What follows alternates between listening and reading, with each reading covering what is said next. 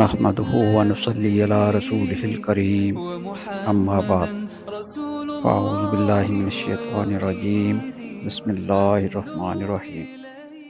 کیا آپ نے کبھی سوچا ہے کہ قرآن پاک کے ساتھ ہمارا تعلق ہماری شخصیت اور انجام کو کیسے متاثر کرتا ہے؟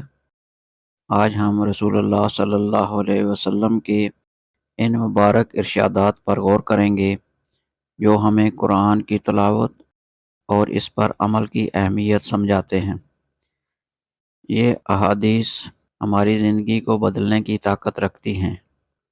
حضرت ابو موسیٰ رضی اللہ عنہ بیان کرتے ہیں، رسول اللہ صلی اللہ علیہ وآلہ وسلم نے فرمایا، قرآن کی تلاوت کرنے والا مومن نارنگی کی طرح ہے، اس کی خوشبو بھی اچھی ہے اور وہ خوش ذائقہ بھی ہے، اور قرآن کی تلاوت نہ کرنے والا مومن کھجور کی طرح ہے، جس کی خوشبو نہیں لیکن اس کا ذائقہ شیریں ہے، اور قرآن نہ پڑھنے والے منافق کی مثال تمے کی طرح ہے، جس کی خوشبو نہیں اور اس کا ذائقہ کڑوا ہے، جبکہ قرآن پڑھنے والا منافق نازبو کی طرح ہے، جس کی خوشبو اچھی ہے اور ذائقہ کڑوا ہے۔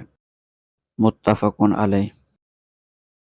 ایک اور روایت میں ہے، قرآن پڑھنے اور اس پر عمل کرنے والا مومن ترنجبین کی مثل ہے، جبکہ قرآن نہ پڑھنے والا لیکن اس پر عمل کرنے والا مومن کھجور کی طرح ہے۔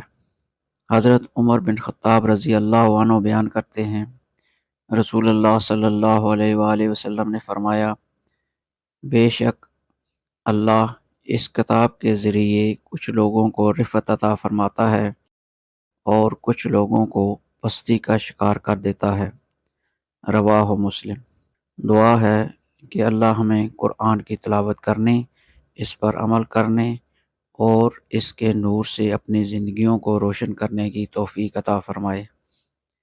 اگر آپ کو یہ ویڈیو پسند آئی ہو تو اسے دوسروں کے ساتھ ضرور شیئر کریں، لائک کریں اور ہمارے چینل کو سبسکرائب کریں۔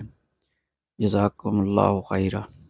اللہ تعالی ہمیں دین کی صحیح سمجھ عطا فرمائے اور عمل کی توفیق دے، آمین۔ وآخر دعوانا ان الحمد للہ رب العالمین۔